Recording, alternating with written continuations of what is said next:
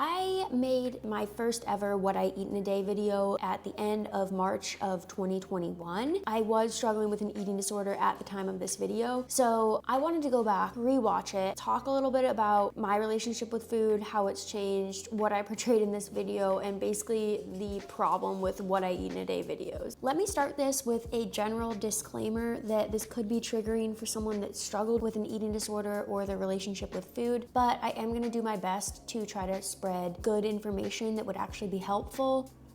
Hello everyone. I am starting this video in the kitchen because a lot of it is going to be about how I feel myself surrounding a workout. First off, oh my gosh, I was at this point still not that comfortable on camera. I'm cutting off half my head in this clip. Oh, I had so much to learn. So going into a workout, it's really good to have a meal that's high in carbs and low in fiber and fat, and then it has a little bit of protein. So I usually make good old pancakes. I will say that all of the nutrition information that I shared in this video was accurate. It's just that it's kind of ironic coming from me, knowing that I was not actually following most of the tips that I shared in this video, which I'll get into more later. Okay, so this breakfast is amazing. Like I said, it has a lot of carbs, some protein, not much fat, not much fiber. So it is really good for a pre-workout, and this is similar to what I would have now.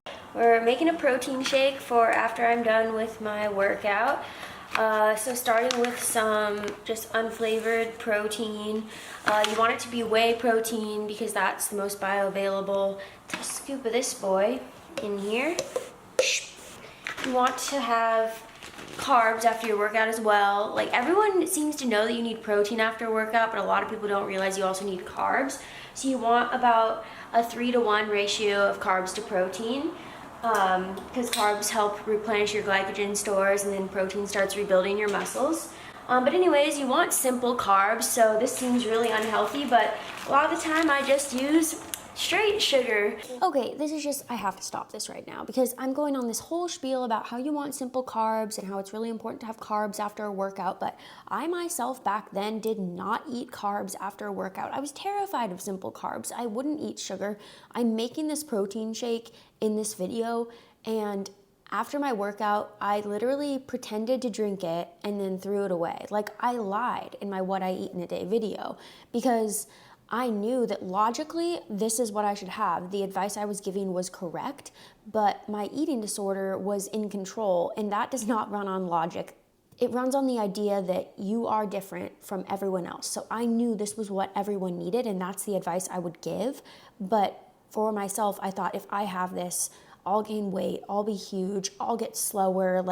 So many negative thoughts associated with a simple protein shake. I just think that that's a big problem with What I Eat in a Day videos in general, because look, you don't know if the person making the video is telling the truth. You don't know if that's what their average day looks like. You don't know what their relationship with food is. It drives this comparison, but we don't actually know if that comparison is bounded in fact.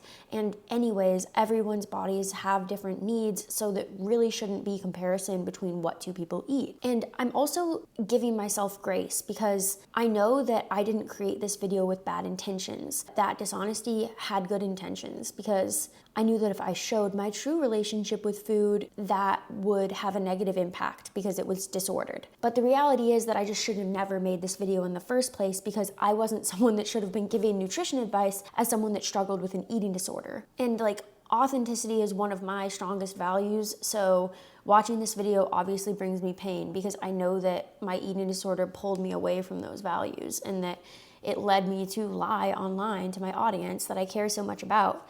And I am ashamed of that, but as I said, I'm giving myself grace because I know it wasn't me. It was my eating disorder that drove that behavior. And that's also why I am not going to make any more What I Eat in a Day videos until I'm fully recovered, because I only ever want to set a positive example, but I know that I'm not quite there yet.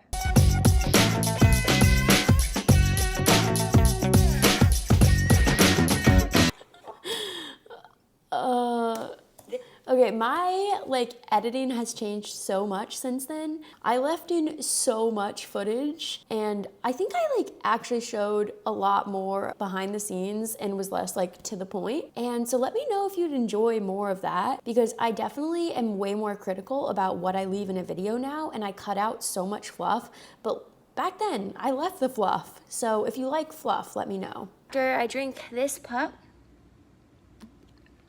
I'm just gonna head home and make some lunch. All right, making some lunch. Got the pans on the stove ready to go. Here's the ingredients. You know, this is a good lunch and all, but I just do feel like I was really trying to cover up some of my eating disorder behaviors. Like in this case, I filled the entire bowl with kale and then I put noodles on top. I was trying to keep the volume really high and not have as much pasta, when in reality, as a runner, someone that's very active, you probably really need that pasta.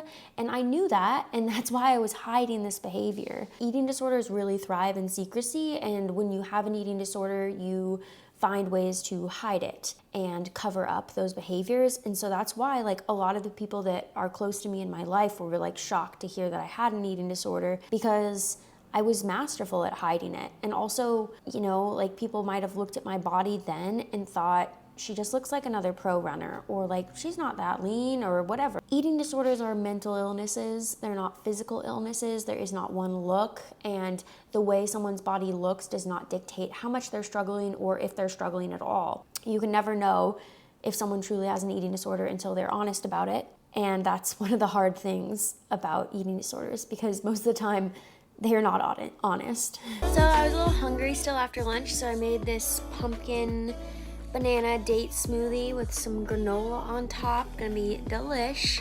Yeah, but just getting in some more carbs because I've got a bike later.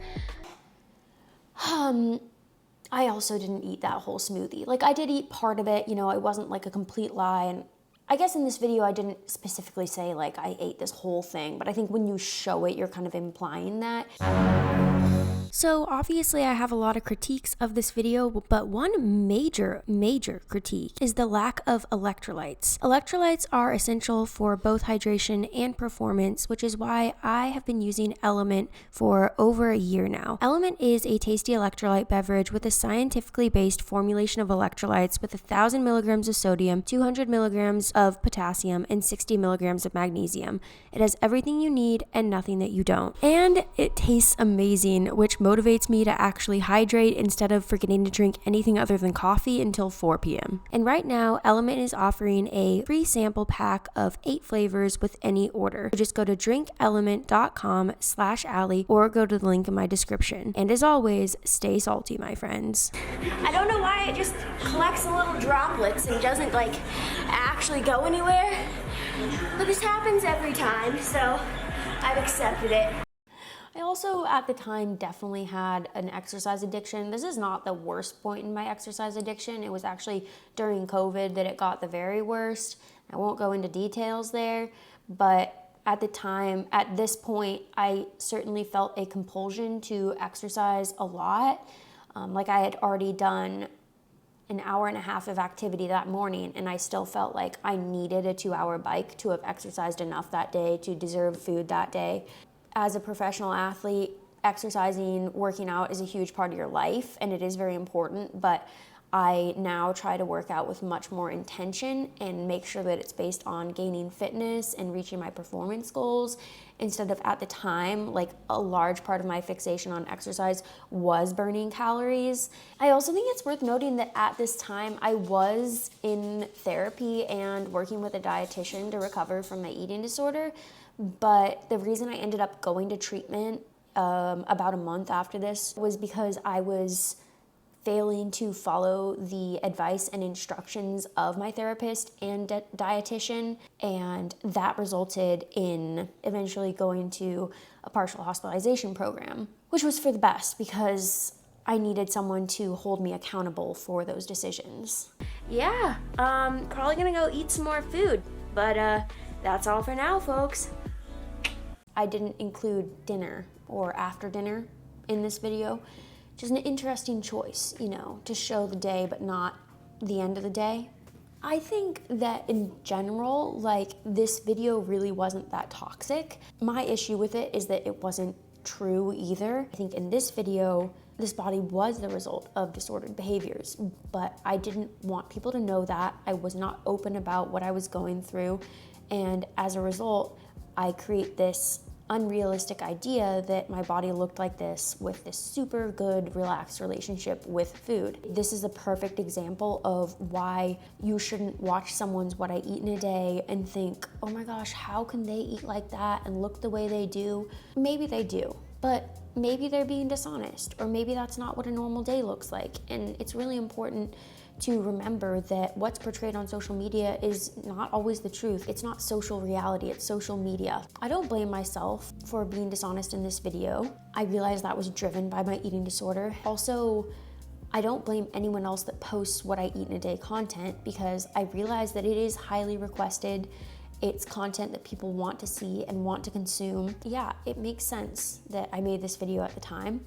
And I'm honestly glad that I didn't show my actual relationship with food, because that would have been far worse than this. And I'm really grateful to be able to look back on this and see how far I've come. It just makes me appreciative of all of the work that I've put in. So yeah, that's all for now, folks.